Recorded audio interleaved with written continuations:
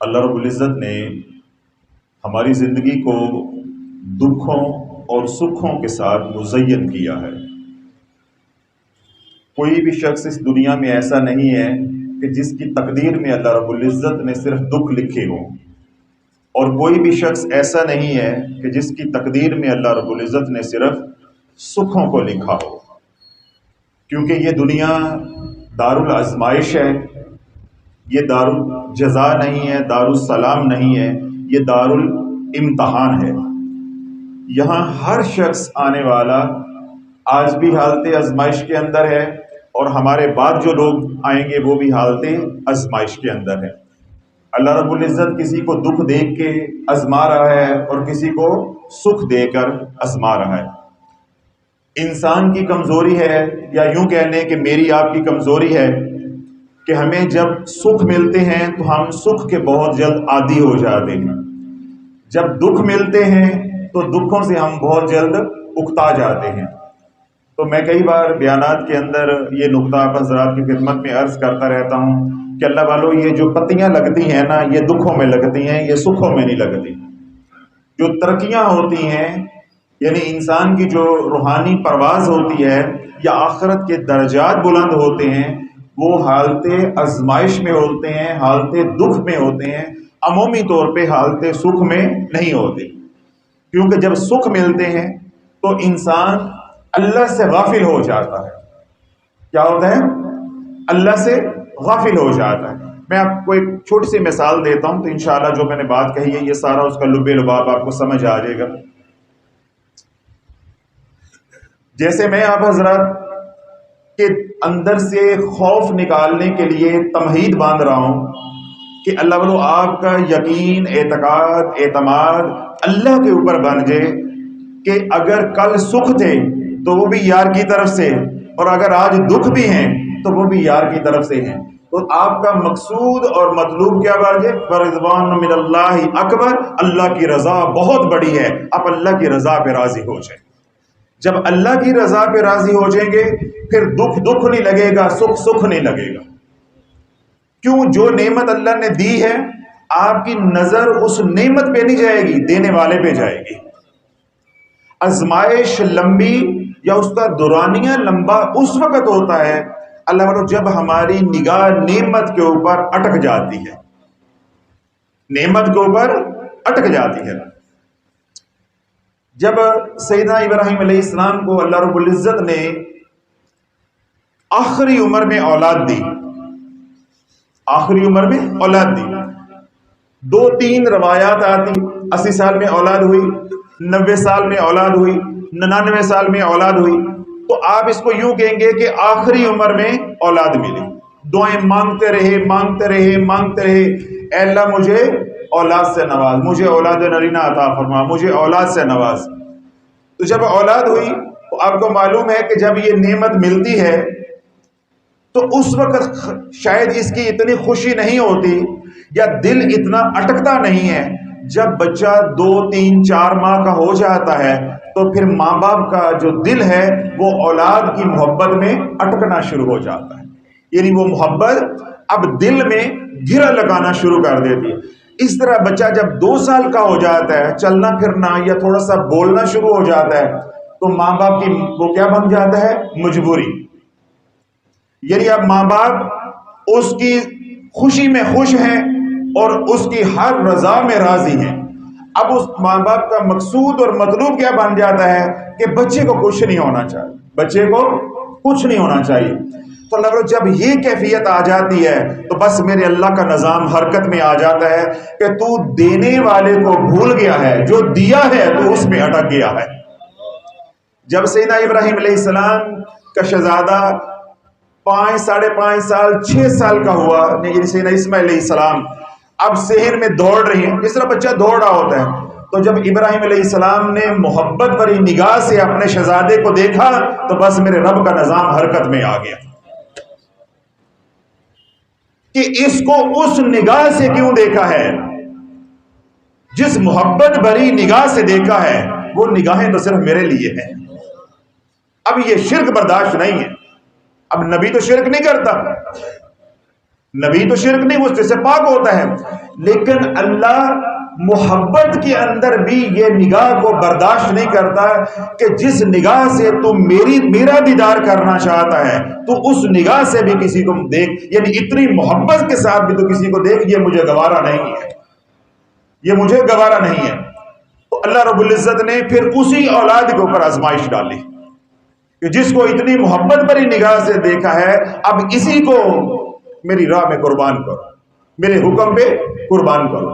تو میں نے کیا بات عرض کی کہ اللہ دے کے بھی آزماتا ہے، اللہ لے کے بھی آزماتا ہے۔ تو اللہ والوں انہوں نے تو اپنی اولاد کو، اور اولاد بھی اتنی منتوں سے ملی، مانگ مانگ کے ملی، دعائیں مانگ مانگ کے اللہ سے لی، تو انہوں نے اس اولاد کو دیکھا تو اللہ نے آزمائش ڈال دی۔ اللہ والوں ہمیں تو 1000 روپیہ مل جائے تو ہم 1000 کے پیچھے اللہ بلا دیتے ہیں،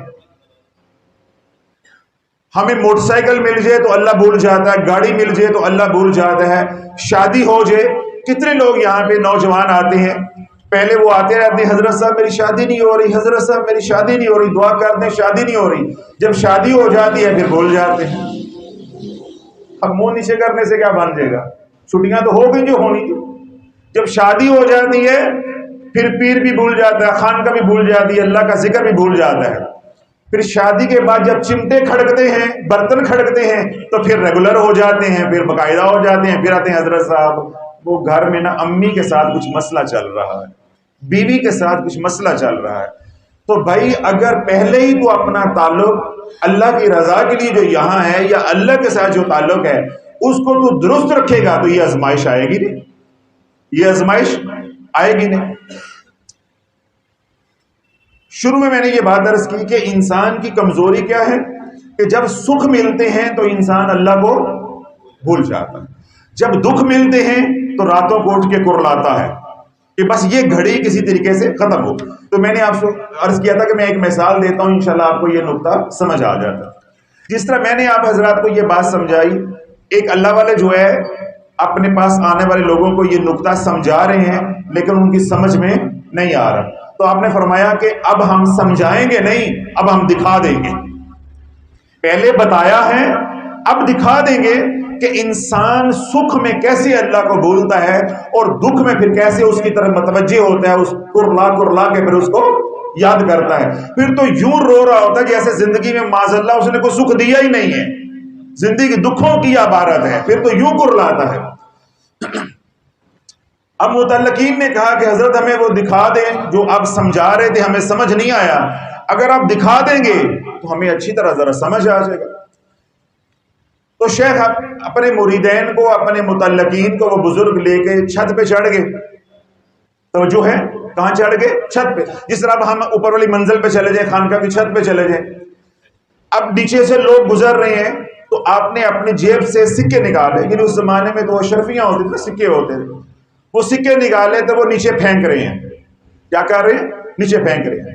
اب ایک نوجوان گزرا، اس نے جب اس کے آگے سکہ پڑا، اس نے ادھر ادھر دیکھا، کوئی دیکھ تو نہیں رہا، اس نے چپ کر کے اٹھایا تو جیب میں ڈال لیا۔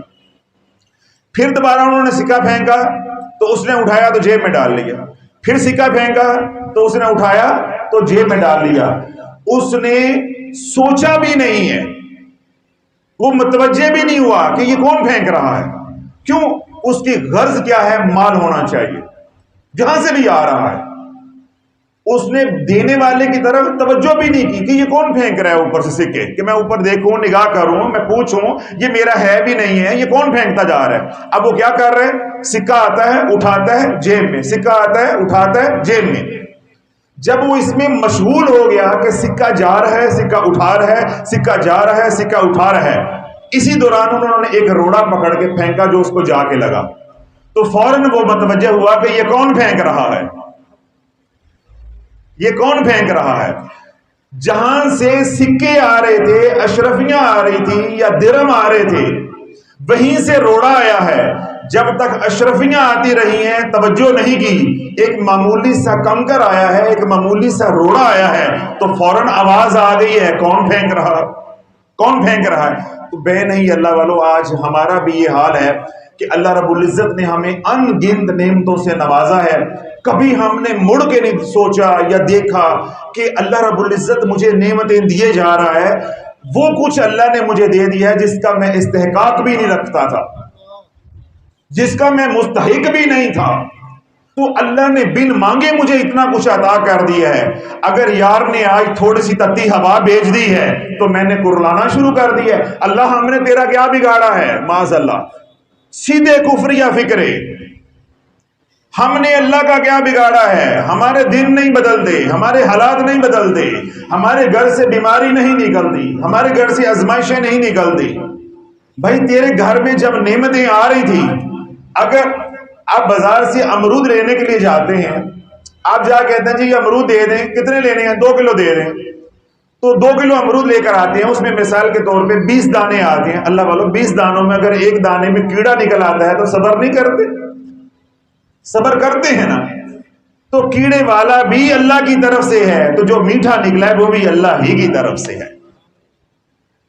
جو دکھ زندگی میں آ رہے ہیں، کہنے کا مطلب یہ ہے، مقصود اور مطلوب یہ ہے کہ اللہ والو دکھوں پہ راضی ہو جاؤ گے اللہ تجھ سے راضی ہو جائے گا، سکھوں پہ راضی ہو جاؤ گے تو اللہ تجھ سے راضی ہو جائے گا۔ جب ہم سکھوں پہ راضی نہیں ہوتے، اللہ کہتا چلو دکھ دے کے آزما لیتے ہیں۔ ہم نے تو آزمانا ہے اس دنیا میں 40 سال 50 سال 60 سال 70 سال جتنی بھی کسی کی زندگی ہے، ہم نے تو تجھے دنیا میں کیا بھیجا ہے؟ آزمائش کے لیے۔ الذی خلق الموت والحیات لیبلوکم ایکم احسن عملا وہو العزیز الغفور۔ ہم نے زندگی اور موت کو پیدا کیا ہے، ہم دیکھنا چاہتے ہیں کہ کون اچھے اعمال کر کے ہمارے پاس آتا ہے۔ ابھی بچے قرآن پڑھ رہے تھے، آپ حضرات نے سنا، تو اللہ نے ہمیں دنیا میں کس کام کے لیے بھیجا ہے؟ نیک اعمال کے لیے۔ تو اللہ جب نعمتیں ملتی ہیں یعنی سکھ ملتے ہیں تو ہم اعمال والی زندگی سے دور ہو جاتے ہیں، تو اللہ پھر دکھ بھیجتا ہے کہ اسی بہانے تو نمازی بن جائے گا، اسی بہانے تو خانقاہ سے جڑ جائے گا، اسی بہانے تو کسی اللہ والے کے ساتھ جڑ جائے گا۔ اگر میں تجھے یہ سکھ دیتا گیا تو کل تو کیا کہے گا؟ فقال انا ربکم الاعلی، میرے سے بڑا بھی کوئی رب ہے؟ تو خدا ہونے کا اعلان کر دے گا۔ تجھے میں نے بیٹے دیے، کاروبار دیا، صحت دی، بیوی دی، تیرے سے مسجد چھوٹ گئی، نمازیں چھوٹ گئی، اللہ کا ذکر چھوٹ گیا، حج عمرہ چھوٹ گیا، زکوٰۃ عشر چھوٹ گیا، میں نے تو اتنی قلیل دنیا دی تو مجھے بھول گیا ہے۔ اگر تیری دنیا تھوڑی سی اور بڑھا دی تو خدا ہونے کا اعلان کر دے گا، تو خدا ہونے کا اعلان کر دے گا۔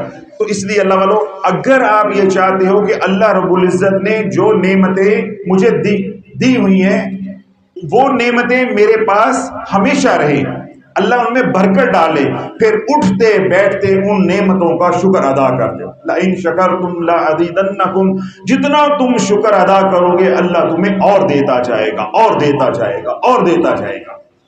تو بجائے کہ رب کی شکایتیں لگانے کے، بجائے کہ رب کے گلے کرنے کے کہ ہم نے پتہ نہیں کیا کیا ہے تو یوں ہو گیا، ہم نے پتہ نہیں کیا کیا ہے ہمارے پہ جادو ہو گیا ہے، ہم نے پتہ نہیں کیا کیا ہے ہماری اولاد نافرمان ہوگی، نہیں، اللہ کی بارگاہ میں یہ عرض کرو، اے اللہ میرے سے کون سا گناہ ہو گیا کہ تو روٹھ گیا ہے؟ کیوں ہم تو اتنے گناہوں سے لتھڑے ہیں سر تپا، ہمیں تو معلوم ہی نہیں ہے کہ کون کون سا گناہ ہم نے کیا ہے۔ تو اللہ پہ چھوڑ دو، یہ بات بھی اللہ پہ چھوڑ دو۔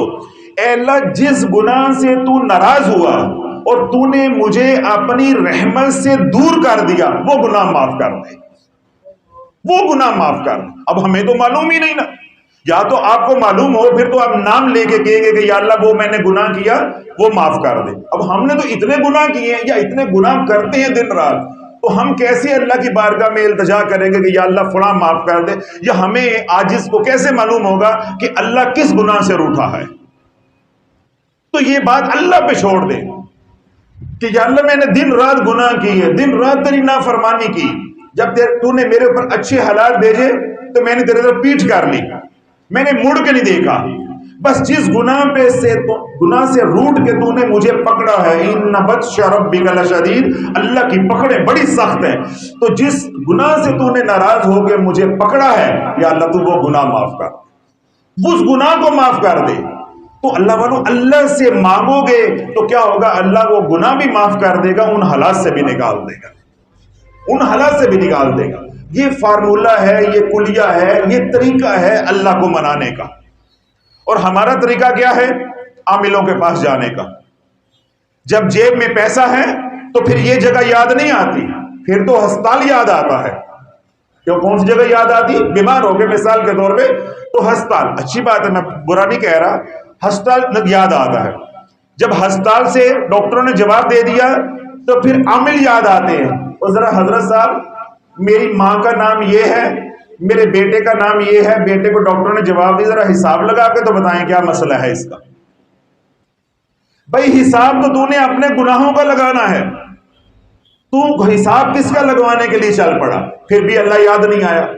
جب سب کچھ اجڑ جاتا ہے، جیب میں نہ کرایہ رہتا ہے نہ دل میں ایمان رہتا ہے، تو پھر یہ اس طرح کی ایک پرچی ہوتی ہے. جمعے کا دن ہوتا ہے، جب امام خطبہ پڑھ کے فارغ ہوتا ہے تو یہ پرچی امام کو پہنچتی ہے. پھر کیا ہوتا ہے؟ اس پہ کیا لکھا ہوتا ہے کہ فلاں کے صاحبزادے کی طبیعت بہت خراب ہے، یا فلاں کے والد صاحب جو ہے وہ بہت علیل ہیں، ڈاکٹروں نے جواب دے دیا. تمام نمازیوں سے دعا کی درخواست ہے. پھر اللہ یاد آتا ہے. یہ کس مسجد میں آپ کے ساتھ نہیں ہوا؟ کبھی نہیں ہوا آپ کے ساتھ. یہ پرچی پہلے آنی تھی. جب ہم نے ترتیب کو بدلا تو اللہ کا نظام کڑ کا حرکت میں آ گیا. جب اللہ والوں آزمائش آتی، جب کوئی کڑا وقت آتا یا کوئی ایسی بری خبر آتی، ابھی تھوڑی دیر پہلے بھی میں نے اس موضوع پہ بیان کیا کہ اللہ کے نبی علیہ الصلوۃ والسلام کی سنت مطہرہ کیا ہے کہ فوراً اللہ سے رجوع. یا ایھا الذین آمنوا استعینوا بالصبر والصلاۃ ان اللہ مع الصابرین. اے ایمان والو، نماز اور صبر کے ذریعے اللہ سے مدد طلب کرو. اے ایمان والو، نماز اور صبر کے ذریعے اللہ سے مدد طلب کرو. ان اللہ مع الصابرین، اللہ صبر کرنے والوں کے ساتھ ہے. اور ہم نے مدد کن سے طلب کی؟ ڈاکٹروں سے. ہم نے مدد کن سے طلب کی؟ حکیموں سے. ہم نے مدد کن سے طلب کی؟ عاملین سے. جب انہوں نے ہمارا مال کھا لیا، گھر ویران ہو گیا، کاروبار اجڑ گیا، اب کچھ پلے نہیں رہ گیا، اور عاملین نے ہاتھ کھڑے کر دیے. پہلے ڈاکٹروں نے جواب دیا، بعد میں عاملین نے بھی کہہ دیا جی ہمیں سمجھ نہیں آتی اس جادو کی یہ کیسا ہے. جب سب کچھ ختم ہو گیا تو پھر اللہ یاد آیا. اللہ نے جب بیماری آ جائے، پریشانی آ جائے، تو پہلے اللہ کہ دینے والا کون ہے، یہ روڑا پھینکنے والا کون ہے، یہ روڑا کس نے پھینکا ہے، یہ دکھ بیچا کس نے ہے، اس کی طرف متوجہ ہونا ہے. اس کی طرف جب متوجہ ہوں گے تو اللہ کے نبی علیہ الصلوۃ والسلام نے 2 طریقے بتائے ہیں کہ اپنے بیماروں کا علاج کرو. کس طرح؟ صدقے کے ذریعے اور دعا کے ذریعے. کوئی بیماری آ جائے، ضروری نہیں ہے کہ جادو ہو، بدنی بیماری بھی ہے، کوئی تکلیف بھی ہے، اپنا علاج کرنے کا جو مسنون طریقہ ہے وہ کیا ہے؟ اللہ سے مانگو اور صدقہ کرو. اللہ سے مانگو، صدقہ کرو. اور آج کا مسلمان ایسا بے شرم مسلمان ہو گیا ہے، کملی والے کے کہنے پہ صدقہ نہیں دیتا، عامل کے کہنے پہ کالے بکرے دیتا ہے. کملی والے کے کہنے پہ صدقہ نہیں ہے، حضور کی جو تلقین ہے اس پہ کان نہیں دھرے. عامل نے کہا ہے کہ صدقہ دینا ہے تو اس کے اوپر یقین ہے، مدینے والے پہ یقین نہیں ہے، یقین نہیں ہے. اگر شریعت مانے نہ ہو تو میں نام بھی لے سکتا ہوں اور اس کا چھوٹا سا ویڈیو کلپ بھی یہاں چلا کے دکھا سکتا ہوں. ایک بہت بڑے صنعت کار ہیں، چھوٹے سے تھے، ہماری طرح چھوٹے سے کاروباری لوگ تھے، اللہ نے مال دے دیا بہت زیادہ. وہ لاکھ پتی سے کروڑ پتی، کروڑ پتی سے اب ماشاءاللہ وہ ارب پتی ہو گئے. تو پھر میں نے ابھی مثال کے ساتھ سمجھایا کہ جب مال آ رہا ہے، اشرفیاں آ رہی ہیں، اٹھائے جا رہے ہیں، کہاں ڈال رہے ہیں؟ جیب میں. اٹھا رہے جیب میں. تو جب ایک روڑا آیا تو پھر کیا ہوا تھا؟ کون پھینک رہا ہے؟ یہ کون پھینک رہا ہے؟ جب وہ لاکھ پتی تھے، ہماری طرح نمانے تھے تو ٹھیک تھے. جب اللہ نے مال کی آزمائش دی، مال کثیر ہوا، پھر تعلق بھی ہمارے سے ٹھنڈا پڑ گیا، پھر تقریباً پھر ختم ہو گیا، آنا جانا چھوڑ دیا. پھر نتیجہ کیا نکلا؟ ان بطش ربک لشدید، اللہ کی پکڑ کا نظام حرکت میں آ گیا. اب گھر میں جادو چلا یا نہیں چلا یہ اللہ کی ذات جانتی ہے. بقول ان کے کہ جادو چل گیا. کیا ہو گیا؟ جادو چل گیا. اب ذرا توجہ رکھیے گا، جادو چل گیا ہے، فیکٹری نہیں چلتی، جن کو ادھار دیا ہے وہ واپس نہیں دیتے، گاہک نہیں آتے، مال گودام میں پڑا ہے بکتا نہیں ہے، پھر جن لوگوں کا پیسہ دینا ہے ان کا ہم دے نہیں پا رہے، بینکوں کی جو لمٹ ہے وہ کلیئر نہیں ہو رہی، وغیرہ وغیرہ. پہلے میں نے کیا کہا کہ جب تکلیف آتی ہے بدنی ہم کہاں جاتے ہیں؟ ڈاکٹر کے پاس. جب روحانی تکلیف آتی ہے تو کس کے پاس جاتے ہیں؟ عامل کے پاس. عامل کے پاس پہنچے. عامل نے کہا 3 لاکھ روپیہ علاج کا لوں گا. تو جو ہے نا کتنے لاکھ لوں گا؟ 3 لاکھ روپیہ علاج کا لوں گا. خدا کی عزت کی قسم کھا کے کہہ رہا ہوں، منبر رسول پہ بیٹھا ہوں، جب سے میں قربانی کر رہا ہوں، جب سے میں نے کمانا شروع کیا میں قربانی کر رہا ہوں، میری حسرت ہی رہی ہے کہ مجھے ایسا صحت مند بکرا ملے. اگر ملا ہے تو وہ میری پہنچ میں نہیں تھا، لیکن میری خواہش حسرت رہی ہے کہ اتنا صحت مند.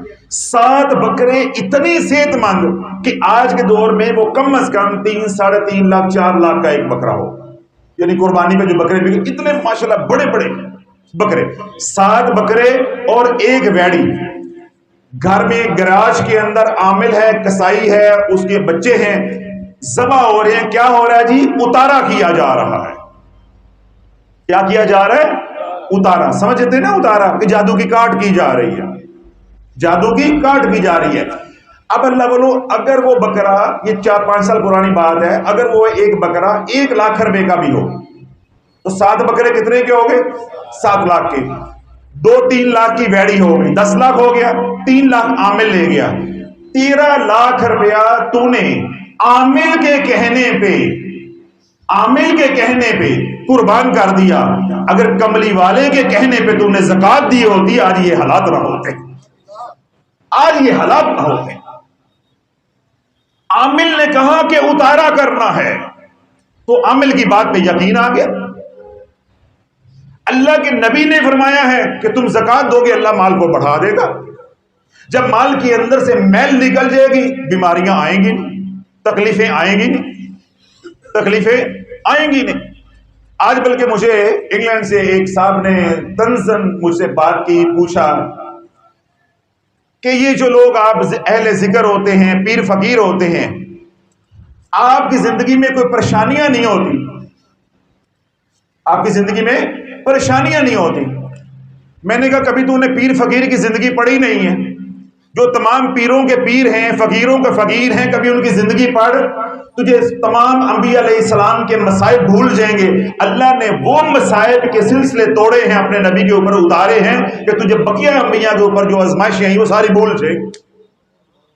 تو کہتا ہے کہ پیروں فقیروں کے پہ کوئی پریشانی نہیں ہوتی. تو میں نے کہا آپ نے یہ بات کیسے کہی؟ کہتا ہے لگتے تو نہیں یہ پریشان، لگتے تو نہیں یہ پریشان.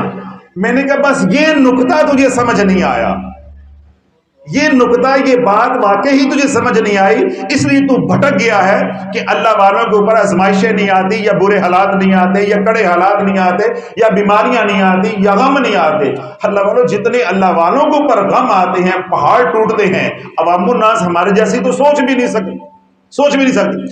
فرق کیا ہوتا ہے کہ ان کے دل میں اللہ ہوتا ہے، ان کے دل میں اللہ، اس کے رسول علیہ الصلوۃ والسلام کی محبت ہوتی ہے.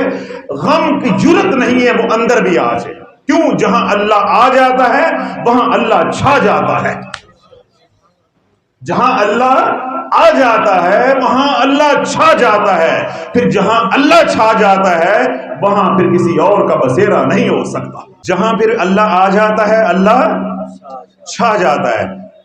تو جس قلب کے اوپر، جس دل کے اوپر اللہ کا قبضہ ہوگا، اللہ کا راج ہوگا، اللہ کا بسیرا ہوگا، اللہ کا مسکن ہوگا، اللہ کا عرش ہوگا، تو وہاں شیطان کا ڈیرا ہوگا یا شیطان کی گزرگاہ ہوگی.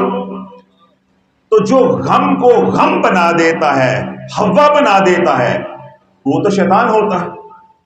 جو خوف ہمارے پہ طاری کرتا ہے. تو اللہ والو جب دل میں اللہ کو بساؤ گے، یعنی اللہ کی یاد کو بساؤ گے، تو پھر غم نہیں لگے گا، خوشی نہیں ہوگی. آپ کا ان نعمتوں کی طرف دھیان ہی نہیں جائے گا. کیوں دھیان ہی ہوگا؟ اللہ کی یاد کی طرف، اللہ کی طرف، یار کی طرف ہوگا.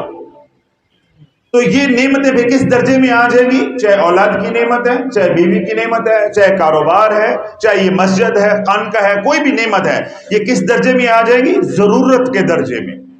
اس درجے میں، ضرورت میں. اور محبت کے درجے میں کون ہوگا؟ اللہ اللہ اللہ. ہم نے یہ درجہ بندی بدل دی ہے.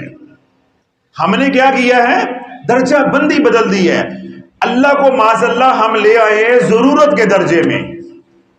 बीवी को ले आए हैं मोहब्बत के दर्जे में, कारोबार को ले आए हैं मोहब्बत के दर्जे में, औलाद को ले आए हैं मोहब्बत के दर्जे में, यहां तक कि गाड़ी है, मोबाइल है, वो भी मोहब्बत के दर्जे में पहुंच गया, मोहब्बत के दर्जे में पहुंच गया। अभी ये ईद जो गुजरी है 2 हफ्ते 1.5 हफ्ता पहले, ईद वाले दिन एक खातून को, बच्ची को मोबाइल नहीं लेके दिया बाप ने, उसने खुदकुशी कर ली, खुदकुशी कर ली। तो इसका क्या मतलब है कि मोबाइल किस दर्जे पे पहुंच गया है? मोहब्बत के। हालांकि मोबाइल तो जरूरत है, बीवी जरूरत है, औलाद जरूरत है, घर जरूरत है, खुराक जरूरत है, ये लिबास जरूरत है। मोहब्बत किसके साथ है? अल्लाह के साथ। तो अल्लाह वालों, पहली बात जो अर्ज करने का मकसद है, आप तमाम हजरात जहां से भी तशरीफ लेकर आए हैं, अपना किबला दुरुस्त कर लो। जब तक किबला दुरुस्त नहीं होगा, वज़ाइफ नफा नहीं देंगे। जितने मर्जी वज़ाइफ मैं बता दूं, सारी रात भी बताता रहूं, नफा नहीं होगा।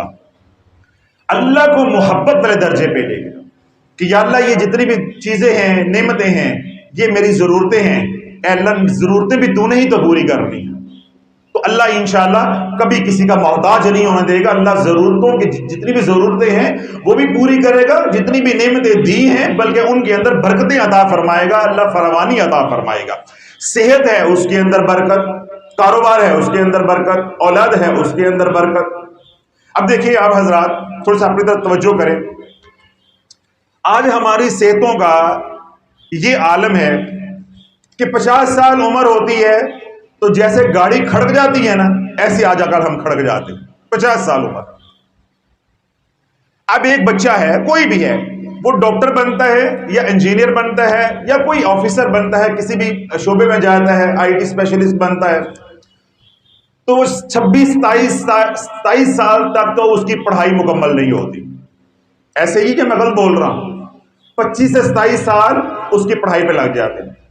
जिस तरह आजकल हमारे शोबे में मेडिकल के अंदर 30 साल 32 साल से पहले शादी मुमकिन ही नहीं है, मुमकिन ही नहीं है। उसकी वजह क्या है कि जब तक आप स्पेशलाइज नहीं करते, डॉक्टर की कोई हैसियत नहीं। आज अब सिंपल एमबीबीएस है, सिंपल बीडीएस है, उसकी कोई औकात नहीं है, कोई हैसियत नहीं है। वो शहर तो क्या, देहात के अंदर भी वो फारग है। तो जब वो स्पेशलाइज करता है, अगर वो नाकाम नहीं भी होता, सप्ली नहीं भी लगती, तो 32 से 34 साल उम्र हो जाती है। अब 34 साल 35 साल में जाके उसने कमाना शुरू किया, बात समझ आ गई? तो 50 साल पे जाकर उसने खड़क जाना है। 50 साल पे क्या हो जाना है? खड़क जाना है सारा कुछ। तो 50 साल के बाद उसको 5 साल ऊपर मिल गए, 10 साल ऊपर मिल गए, वो सारे का सारा क्या है? दवाइयों के ऊपर है, जिसको हम कहते हैं कि वो बोनस है। तो अल्लाह वालों, इस 15 साल या हद 20 साल जो जिंदगी है, उस जिंदगी के लिए अल्लाह की तरफ कमर कर ली है, अल्लाह को छोड़ दिया है, अल्लाह की तरफ पीठ कर ली है, और वो जिंदगी जो हमेशा हमेशा की है उसको नजरअंदाज कर दिया है सिर्फ इन 20 सालों के लिए।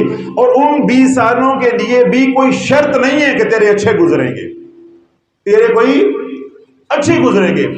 अल्लाह वालों, आप हैरान होंगे, रात को मुझे सोशल मीडिया वालों ने एक वॉइस मैसेज भेजा। मेरे हम पेशा हैं, डॉक्टर साहब हैं, अमेरिका में आजकल सेटल हैं। अब आप देखें कि जो बच्चा यहाँ पे डॉक्टर बन जाए, आपका बेटा हो, भाई हो, कोई रिश्ता हो, तो डॉक्टर का रिस्क आसान हो जाता है और हम बड़ी कामयाबी की उसको दलील समझते हैं। अब वो डॉक्टर साहब कहाँ से पढ़े हुए हैं? किंग एडवर्ड मेडिकल कॉलेज के से पढ़े हुए हैं, लाहौर से पढ़े हुए हैं। कहते मैं पढ़ा हूं, 32 साल मैंने प्रैक्टिस की है। अब जरा तवज्जो रखिएगा, कितने साल प्रैक्टिस की है? 32 साल। नौकरी भी की, प्रैक्टिस भी की। जरा तसव्वुर करिएगा कितना माल कमाया होगा। वो मेरी तरह कोई थोड़े ही थे, वो डॉक्टर है, दिन रात उन्होंने माल कमाया। आप देखिए, उन्होंने करोड़ों रुपया कमाया होगा, करोड़ों रुपया। आजकल तो डॉक्टर अरबों कमाते हैं, क्योंकि वो पुराने डॉक्टर थे, उसने करोड़ों कमाया होगा। डॉक्टर साहब का रात को रो रो के ये पैगाम था कि डॉक्टर साहब, मेरे माली हालात इतने खराब हैं कि मैं बता नहीं सकता। रात की बात है, रात की बात। मेरे माली हालात इतने खराब हैं कि मैं बता नहीं सकता। मेरे घरेलू हालात ऐसे ऐसे ऐसे हैं, वो मैं आपको नहीं बताना चाहता कि किसी का राज होता कि मेरे हालात ये हैं, घर के ये है। और उसका लुबे लुबाब क्या है कि बीवी छोड़ गई है, बच्चे छोड़ गए हैं, मैं तन्हा हूं, डोल बजा रहा हूं, डोल बजा रहा हूं। تو اللہ والوں ڈاکٹر بن کے کیا کما لیا؟ 32 سال پریکٹس کر کے کیا کما لیا؟ کیوں؟ مال ملا تھا، مال دینے والا نہیں ملا تھا۔ اگر مال دینے والے کے ساتھ تعلق ہوتا آج یہ حالات نہ ہوتے، آج یہ حالات نہ ہوتے۔ تو اس لیے آپ حضرات کی خدمت میں عرض کر رہا ہوں کہ اللہ رب العزت قرآن مجید فرقان حمید میں ارشاد فرماتا ہے فَإِنَّ مَعَ الْعُسْرِ يُسْرًا إِنَّ مَعَ الْعُسْرِ يُسْرًا، بے شک تنگی کے ساتھ آسانی ہے، بے شک تنگی کے ساتھ آسانی ہے۔ اگر آپ حضرات آج پریشان ہو کر آئے ہیں، اپنی تکالیف، اپنے مسائل، اپنی آزمائشیں، اپنی پریشانیاں لے کر آئے ہیں کہ جی ہم اتنے وقت سے اس مسئلے پہ پھنسے ہوئے ہیں، ہمیں کوئی اس کا حل نہیں مل رہا، تو پہلی بات کیا ہے؟ اے اللہ میری توبہ، اپنا قبلہ درست کرو، اپنا قبلہ درست کرو، اور اس کے بعد اللہ پہ یقین رکھو کہ یہ حالات ہمیشہ نہیں رہنے۔ اگر دکھ ہمیشہ نہیں ہے تو سکھ ہمیشہ نہیں ہے، اگر سکھ ہمیشہ نہیں ہے تو پھر دکھ بھی ہمیشہ نہیں رہنے۔ جب یہ زندگی ہمیشہ کی نہیں ہے تو دکھ ہمیشہ کیسے رہ سکتے ہیں؟ کوئی بندہ بتائے کہ یہ زندگی ہمیشہ کے لیے، بولو بیٹے آپ، تو پھر دکھ سکھ ہمیشہ کے لیے کیسے ہے؟ تو پہلے تو اپنے آپ کو حوصلہ دو، اندر جو خبیث گھسا ہوا ہے شیطان اس کو نکالو، جس کی وجہ سے آپ کا دل دک دک کرتا ہے، میں مر جاؤں گا تو کیا ہوگا، میں مر جاؤں گا تو کیا ہوگا۔ بھائی تم مر جائے گا، یہ دنیا کا نظام ایسے ہی چلے گا جیسے آج چل رہا ہے، بس اتنی بات۔ جب ہم نہیں تھے یہ سارا نظام ایسے چل رہا تھا، کل ہم نہیں ہوں گے یہ نظام ایسے چل رہا ہوگا۔ میں نے یہ بات یا یہ ایمان کہاں سے بنایا؟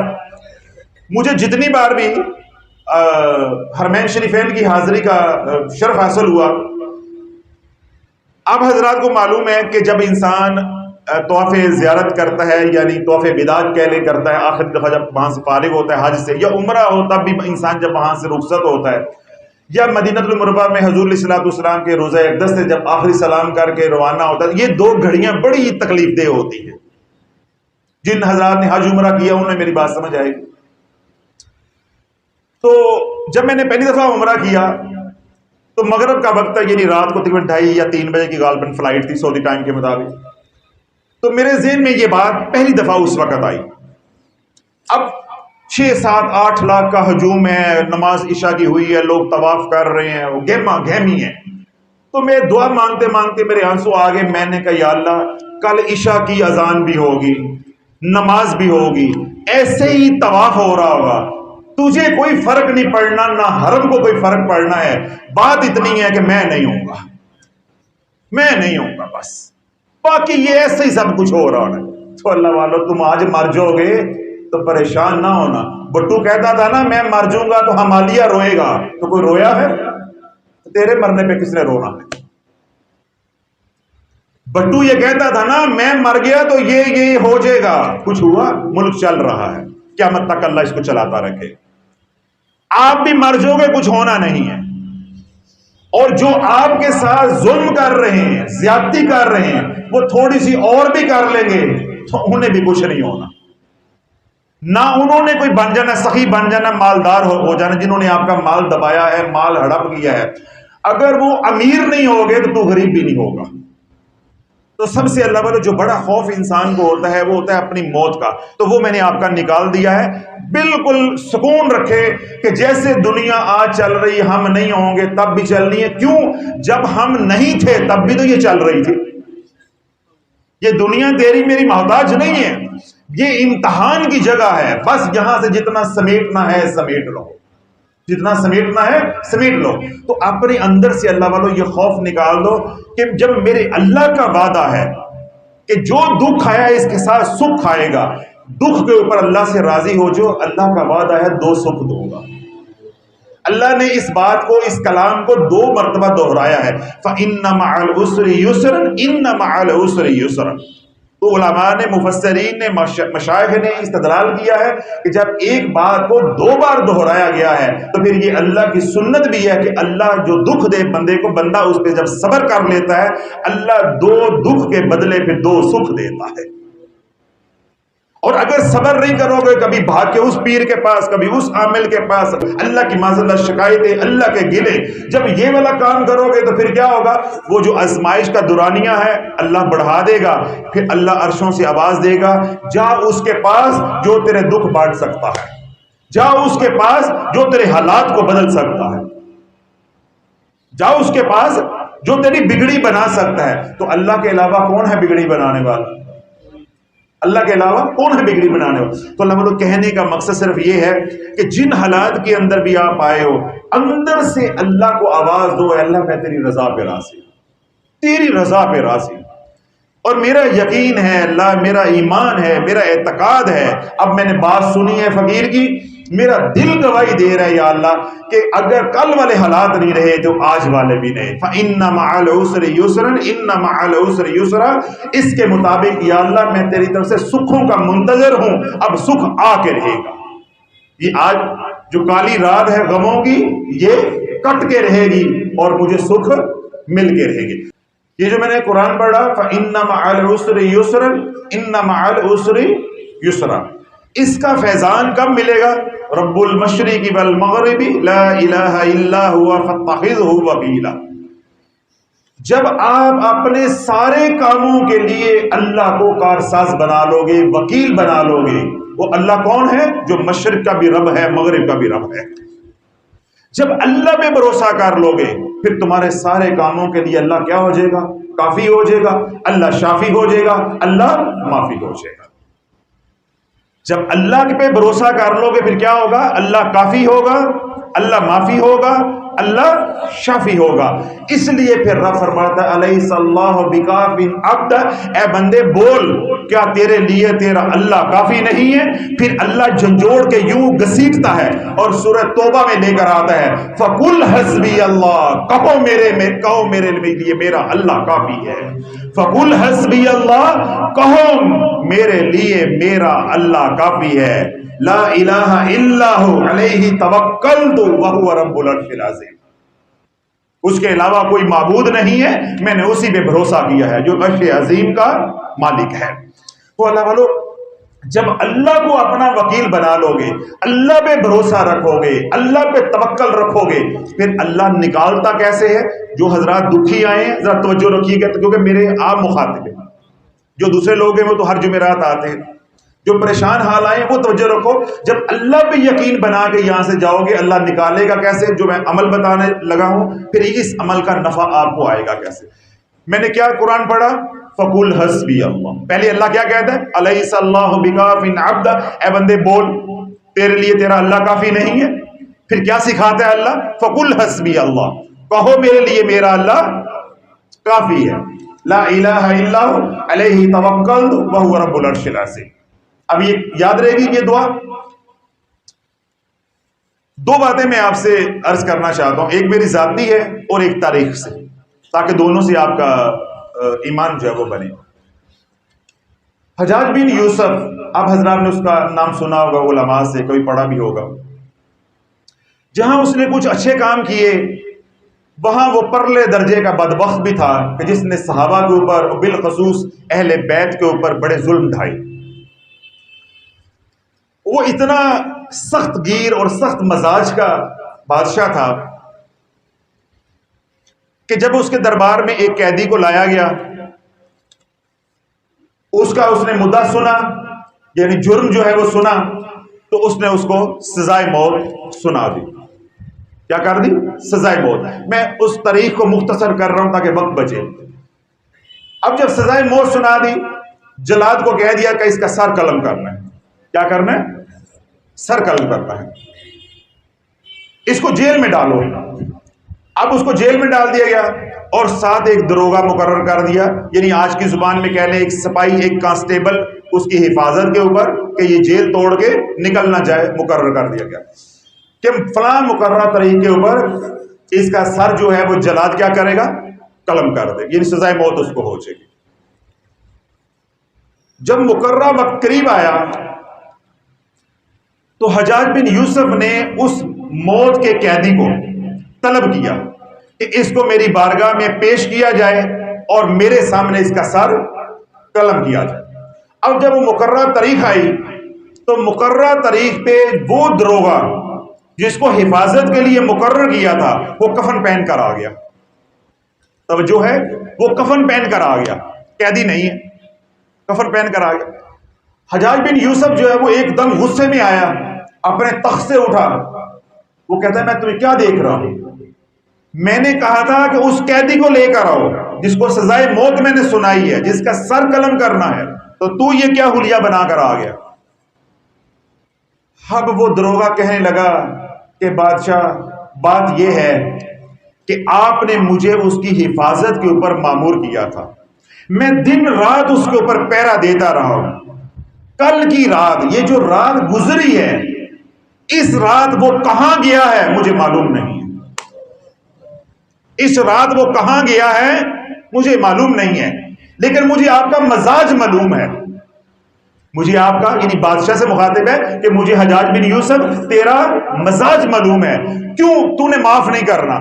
اس لیے میں جیل سے گھر گیا ہوں، گھر اپنی بیوی بچوں سے ملا ہوں، سارا جو سانیہ ہے وہ سنایا ہے، اور کفن پہن کر آ گیا ہوں الوداعی سلام کر کے بچوں سے مل کے، کیونکہ اب تیرے دربار سے میری لاش ہی جانی ہے، کیونکہ جو تیرا مزاج ہے اس کے مطابق اب کیا ہوگا کہ تو مجھے قتل کروائے گا. جب حجاج بن یوسف نے یہ بات سنی، اس کے لیے بڑی یہ اچنبے کی بات تھی. کہنے لگا کہ مجھے یہ بتاؤ وہ قیدی کہاں گیا ہے؟ وہ قیدی کہاں گیا ہے؟ مجھے سچ بتا دو. اس نے کہا کہ بادشاہ میں نے یہ کہا ہے کہ آخری رات تک، آخری پہر تک، صبح تک، یعنی صبح ہونے تک، طلوع صادق تک وہ جیل میں موجود تھا اور میں پہرا دے رہا تھا. اس کے بعد جب میں نماز پڑھنے کے لیے اٹھا ہوں، یعنی وضو کے لیے گیا ہوں، وہ کہاں گیا ہے مجھے معلوم نہیں ہے. جیل کا دروازہ بھی بند ہے، آپ جیل والوں سے پوچھ سکتے ہیں. جس کمرے میں اس کو قید کیا تھا وہ کمرہ بھی بند ہے، مجھے معلوم نہیں ہے وہ کہاں گیا. حجاج بن یوسف کہنے لگا کم و بیش وہ 2.5 سے 3 مہینے جیل میں رہا ہے. تو اوپر اس دربان مقرر تھا، دروغہ مقرر تھا، وہ کیا کرتا تھا؟ کہتا جی کچھ بھی نہیں کرتا، بیٹھا رہتا تھا، کچھ بھی نہیں کرتا. حجاج بن یوسف ذہین بہت تھا. کیا تھا؟ ذہین تھا. کہنے لگا نہیں، کوئی عمل تو نے دیکھا ہو؟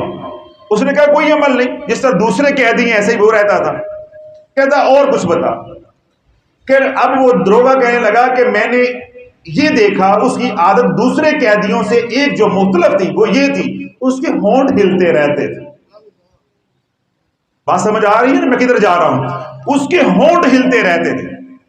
اب حجاج بن یوسف کو اور جو ہے وہ بے چینی ہوئی. کہنے لگا اگر ہونٹ ہلتے تھے تو پڑھتا کیا تھا؟ پڑھتا کیا تھا؟ اس نے کہا جی مجھے معلوم نہیں ہے کہ کیا پڑھتا. جب حجاج بن یوسف نے سختی کی کہ تو 2.5-3 مہینے اس کے اوپر دروغہ مقرر رہا ہے، تو تجھے یہ معلوم نہیں ہے کہ کبھی بھی نہیں ہوا کہ تجھے معلوم ہوا کہ وہ کیا پڑھ رہا ہے؟ کہنے لگا کہ صرف اس عرصے کے دوران 2 بار میں نے اس کے ہونٹوں کو ہلتے دیکھا اور ہلکی سی آواز سے وہ پڑھ رہا تھا حسبی اللہ لا الہ الا ہو علیہ توکلت وہو رب العرش العظیم. حسبی اللہ لا الہ الا ہو علیہ توکلت وہو رب العرش العظیم. اللہ والو تاریخ اٹھا کے دیکھو، حجاج بن یوسف اسی وقت لرز گیا کہ جس کو اللہ بچائے. حجاج بن یوسف کون ہوتا ہے؟ سزائے موت دینے والا. جس کو اللہ بچائے، حجاج بن یوسف کون ہوتا ہے؟ سزائے موت دینے والا.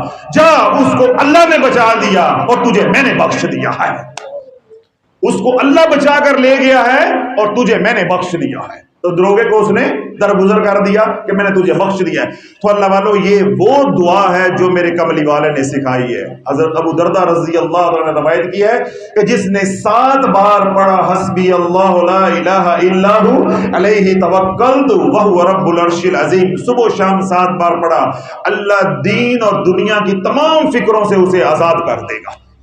صرف 7 بار، صرف 7 بار. تو میں نے کیا کہا تھا کہ میں آپ کو 2 باتیں سناؤں گا، ایک تاریخ سے اور ایک اپنی.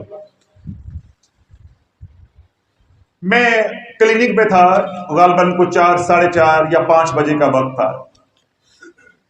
ہمارے ایک متعلقین میں ایک ساتھی ہیں، وہ ایک بینک میں مینیجر ہیں. تو وہ ساتھ پڑھ رہے ہیں، یعنی ایم بی اے کر رہے تھے اس وقت بہاؤالدین زکریا یونیورسٹی میں 2nd ٹائم میں، یعنی وہ جو ہفتے میں 1-2 کلاس ہوتی ہے. ادھر وہ شارٹ لیو لے کے اپنے دفتر سے تو کہاں آئے ہوئے تھے؟ بہاؤالدین زکریا یونیورسٹی میں کلاس اٹینڈ کر رہے تھے. اب میرے رب کا نظام چل پڑا. کیوں؟ اللہ نے ہمارا یقین بنانا تھا کہ حسبی اللہ کیا ہے. اللہ نے یقین بنانا تھا. اب وہ کلاس لینے کے لیے بہت ہی جگہ یونیورسٹی میں آئے ہوئے ہیں, کلاس روم میں موجود ہیں, ادھر بینک میں ڈکیتی ہو گئی. بینک میں کیا ہو گئی؟ ڈکیتی. تو اللہ والوں, آپ کو معلوم ہے کہ بینک میں ڈکیتی ہو جائے, موقع پہ بینک مینیجر موجود نہ ہو, ڈیوٹی کا ٹائم ہو, تو بینک مینیجر سیدھا فارغ ہے, یعنی پکا چارج شیٹ ہے اور نوکری سے بھی فارغ ہو سکتے ہیں. بینک ڈکیتی ہو گئی. اب ان کے تو اوسان خطا ہو گئے, رنگ اڑ گیا, جس طرح دروگے کی جان پہ بنی تھی کہ اب میں حجاج بن یوسف سے مرا, اسی طرح اب انہیں یہ ہے کہ مجھے تو ہیڈ آفس نے چارج شیٹ کر دینا ہے اور میں نوکری سے فارغ. مجھے ان کا فون آیا کہ ہمارے ساتھ یہ ہو گیا. میں نے کہا آپ نے کلاس روم سے نہیں نکلنا. کہاں سے نہیں نکلنا؟ کلاس روم سے نہیں نکلنا جب تک تو 7 بار یہ نہ پڑھ لے حسبی اللہ لا الہ الا ہو علیہ توکلت وہو رب العرش العظیم. یہ میں فون بند کرتا ہوں, آپ یہ 7 بار پڑھو, اپنی گاڑی میں بیٹھو, پولیس برا رہی ہے, آپ پولیس کے سامنے پیش ہوں جب آپ نے کوئی ایسا کام کیا نہیں ہے. باقی اگر آپ نے وہ شارٹ لیو لی ہے یا کوئی دفتری معاملہ ہے تو اس کو جا کے وضاحت کرو, وہ مجھے معلوم نہیں ہے, لیکن آپ پہنچو اپنی برانچ کے اندر. اور رستے میں کیا کرنا ہے؟ اس آیت کا ورد کرتے جانا, یہ آیت پڑھتے جانا, یہ آیت پڑھتے جانا. لیکن گاڑی میں نہیں بیٹھنا, کلاس روم سے نکلنا نہیں ہے جب تک اس کو 7 بار نہیں پڑھ لیتے. کتنی بار؟ 7 بار نہیں پڑھ لیتے. اس نے اللہ والوں اس فقیر کے کہنے پہ 7 بار آیت کو پڑھا, گاڑی میں بیٹھا. اب اس کی کیا کیفیت ہوگی ذہنی, وہ آپ کو سمجھ آ رہی ہے. روتا کرلاتا ہوا جب یہاں سے گزرا ہے, ابھی چوک کمارا میں پہنچا تو اس کو ایس پی کا فون آیا کہ مینیجر صاحب آپ کہاں پہ ہیں؟ انہوں نے کہا جی میں یونیورسٹی سے نکل آیا ہوں, میں چوک کمارا پہ ہوں, انشاءاللہ آدھے گھنٹے میں برانچ میں پہنچنے والا ہوں. ایس پی صاحب کہنے لگے کہ مینیجر صاحب آپ کو مبارک ہو, آپ بڑے آرام سے آئیں, اگر آپ نے کلاس اٹینڈ کرنی ہے کلاس اٹینڈ کریں. جنہوں نے ڈکیتی کی ہے وہ ڈکیت ناکے پہ پکڑے گئے ہیں, پیسہ بھی ہم نے برآمد کر لیا ہے اور ڈکیت کو بھی پکڑ لیا ہے. اب آرام سے کلاس اٹینڈ کریں, آپ آ جائیں اور آ کے پھر جو دفتری کاروائی ہے وہ ہو جائے گی انشاءاللہ العزیز. تو جو آپ کا پیسہ ہے بینک کا جو لوٹا ہوا ہے وہ ہم آپ کے حوالے کر دیں گے. یہ ہے اللہ والو حسبی اللہ لا الہ الا ہو علیہ توکلت وہو رب العرش العظیم. اللہ والو جو اس ورد کو, اس ذکر کو, اس وظیفے کو اپنی روح میں اتار لے گا, اللہ اس کو پریشانیوں سے, مصیبتوں سے, تکلیفوں سے, بیماریوں سے, جادو سے یوں نکالے گا جیسے آٹے میں سے بال نکالتے ہیں یا مکھن میں سے بال نکالتے ہیں. پتہ بھی نہیں چلے گا, آپ کو پتہ بھی نہیں چلے گا. لیکن جب تک رب کی شکایتیں لگاتے رہو گے, اللہ کے گلے کرتے رہو گے, یہ ہو گیا تو وہ ہو گیا, یہ ہو گیا تو وہ ہو گیا, یا اللہ پہ اعتقاد اور یقین نہیں ہے, قرآن پہ اعتقاد اور یقین نہیں ہے, تو پھر کیا ہوگا؟ وَلَا يَزِيدُ الظَّالِمِينَ إِلَّا خَسَارًا. پھر خسارہ ہی خسارہ ہوگا. ایک وظیفہ پڑھو گے اس سے نفع نہیں, پھر دوسرا وظیفہ پڑھو گے اس سے نفع نہیں, پھر 15-20 سال گزر جائیں گے تو اندر ہلکی موسیقی چلے گی, اللہ نہیں ہے, معاذ اللہ اللہ نہیں ہے. آج امت اس درجے پہ پہنچی ہوئی ہے, ایمان کے اس کمزور ترین درجے پہ پہنچی ہوئی ہے, جس کی نشاندہی میرے رب نے 1450 سال پہلے کر دی ہے. وَنُنَزِّلُ مِنَ الْقُرْآنِ مَا هُوَ شِفَاءٌ وَرَحْمَةٌ لِّلْمُؤْمِنِينَ. ہم قرآن میں سے جو کچھ بھی اتارتے ہیں وہ ایمان والوں کے لیے باعث شفا ہے اور رحمت ہے. وَلَا يَزِيدُ الظَّالِمِينَ إِلَّا خَسَارًا. جو بد عقیدہ ہیں, قرآن کے منکر ہیں, ان کے لیے نقصان ہی نقصان ہے, نقصان ہی نقصان ہے. صرف قرآن کا منکر ہونا ظالمین میں نہیں ہے. جس کا قرآن پہ اعتقاد اٹھ گیا, اللہ کے کلام پہ اعتقاد اٹھ گیا, وظیفے پہ اعتقاد اٹھ گیا, معاذ اللہ حسبی اللہ اس دعا پہ اعتقاد اٹھ گیا, اور بڑیاں پڑیاں نے جی کچھ نہیں ہوتا, تو وہ سارے کے سارے کس میں شامل ہیں؟ وَلَا يَزِيدُ الظَّالِمِينَ إِلَّا خَسَارًا. تو پھر اللہ والوں ان کی جھولیاں کون بھرے گا؟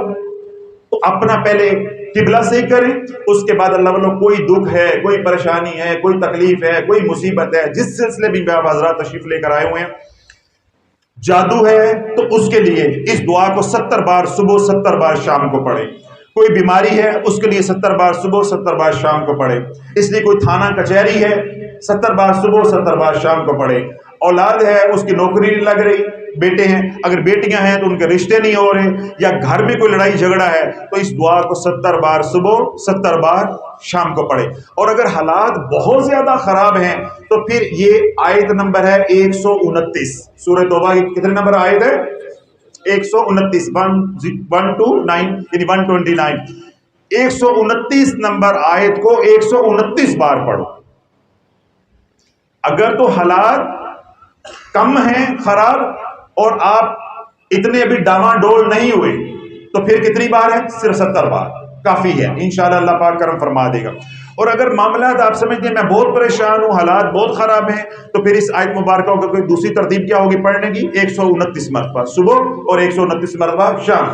اور اگر آپ کہتے ہیں حضرت صاحب ہم تو اجڑ کے آپ کے پاس آئے ہیں، ہمارے پاس اب کچھ نہیں رہ گیا، ہم اس کاغذ کی طرح صاف ہیں، تو پھر اللہ بولو 313 مرتبہ صبح اور 313 مرتبہ شام کو پڑھو. انشاءاللہ العزیز 21 دن نہیں گزریں گے اللہ عافیت کی ہوائیں چلا دے گا، اللہ خیر کی ہوائیں چلا دے گا. اور اس عمل جو میں نے بتایا ہے، اس عمل کی کوئی میعاد نہیں کہ اگر میں نے کہا ہے کہ 21 دن، اس کا مطلب ہے کہ 22ویں دن پڑھنا نہیں ہے. میرے کہنے کا مقصد یہ ہے کہ جو ہمارا مشاہدہ اور تجربہ ہے وہ کیا ہے کہ اللہ پاک 20-25 دن کے اندر حالات کو بدل دیتا ہے. تو اگر اللہ نہ کرے کوئی حالات بدلتے نہیں یا ان کے اندر تھوڑی بہت بہتری آتی ہے، ابھی مکمل بہتری نہیں آئی، تو پھر کیا ہے اس عمل کو جاری رکھنا ہے. اور جب حالات ٹھیک ہو جائیں، بیماری ٹھیک ہو جائے، گھر کے حالات، کاروبار کے حالات، یا جس مقصد کے لیے پڑھ رہے ہیں وہ مقصد حاصل ہو جائے، تو پھر آپ کی تعداد کیا کر دیں؟ 313 بار پڑھ رہے ہیں 129 کر دیں. 129 مرتبہ پڑھ رہے ہیں 70 بار کر دیں. 70 بار پڑھ رہے ہیں تو 21 بار صبح شام کر دیں. اپنی طبیعت کے مطابق، فرصت کے مطابق آپ تعداد کو کیا کر لیں گے؟ کم کر لیں گے. تو انشاءاللہ العزیز یہ عمل بھی ساری زندگی ہاتھ میں رہے گا. اور جب آپ بالکل نارمل ہو جائیں، بیماری کے لیے پڑھے اللہ نے شفا دے دی، کاروبار کے لیے پڑھے اللہ نے ٹھکانہ دے دیا، نظام بن گیا کاروبار کا، تھانے کچہری کے لیے پڑھا اللہ نے اس آزمائش سے نکال دیا، تو پھر کیا کریں گے؟ نبی علیہ الصلوۃ والسلام کی سنت کے مطابق 7 مرتبہ صبح 7 مرتبہ شام کو پڑھتے رہیں گے. دعائے مسورہ کا ثواب بھی ملتا رہے گا اور یہ عمل بھی آپ کے ہاتھ میں رہے گا، یعنی آپ اس کے عامل بھی رہیں گے. کبھی کوئی دکھ آئے، کوئی تکلیف آئے تو کہاں بھاگنا ہے؟ عامل کے پاس. کس کے پاس بھاگنا ہے؟ عامل کے پاس. اونچی بولو، اس میں شرمانے والی کون سی بات ہے؟ کہاں بھاگنا ہے؟ اللہ کی بارگاہ میں. اللہ کی بارگاہ میں کالی ہنڈیا لے کے اوپر نہیں رکھنی، کالی پگڑی سر پہ باندھنا سنت ہے. کالی ہنڈیا چھت پہ رکھنا سنت نہیں ہے. ہم نے ہر کام ہمارا انوکھا ہے. کڑی پہن لیں گے بلائیں نہیں آئیں گی، کڑی پہنیں گے بلائیں نہیں آئیں گی. انگوٹھی پہن لو، فلاں پتھر پہن لو، بلائیں نہیں آئیں گی. وما انتم بمعجزین فی الارض، تم جو بھی تدبیریں کر لو زمین پہ اللہ کو عاجز نہیں کر سکتے. وما لکم من دون اللہ من ولی ولا نصیر، کان کھول کے سن لو، اللہ کے علاوہ تمہارا کوئی مددگار نہیں ہے، نہ کوئی دوست، نہ کوئی مددگار ہے، نہ کوئی دوست ہے. وما انتم بمعجزین فی الارض، زمین پہ تم جو ان سی مرضی تدبیر کر لو اللہ کو عاجز نہیں کر سکتے. جس عامل کے پاس مرضی بھاگ کے جاؤ، آخر تمہیں آنا میری ہی بارگاہ میں پڑے گا. تو اللہ والوں کبھی پریشانی آ جائے، مصیبت آ جائے تو کیا ہے؟ صلاۃ الحاجت کا اہتمام کریں. پورا میں نے بیان اس پہ کیا تھوڑی دیر پہلے، تلاش چینل پہ پڑا ہوا ہے، اس کا طریقہ پڑھ سنیں. اس کے مطابق کوئی گھر میں تکلیف ہو، ایمرجنسی آ جائے یا پہلے سے تکلیفیں ہیں تو صلاۃ الحاجت کا اہتمام کریں، اللہ کے نبی کی سنت کو زندہ کریں. اس کے بعد کیا ہے؟ اس دعا کا اہتمام کریں، اس وظیفے کا اہتمام کریں. اللہ رب العزت آپ سب کو جو ہے وہ عافیت والی، خیر والی زندگی عطا فرمائے گا. جس پریشانی، جس مسئلے کے لیے پڑھیں گے اللہ پاک اس مسئلے سے عافیت اور خیر سے نکال دے گا. اب تمام حضرات کو اس عمل کی اجازت ہے جو سوشل میڈیا پہ سنے ہونے کی اجازت.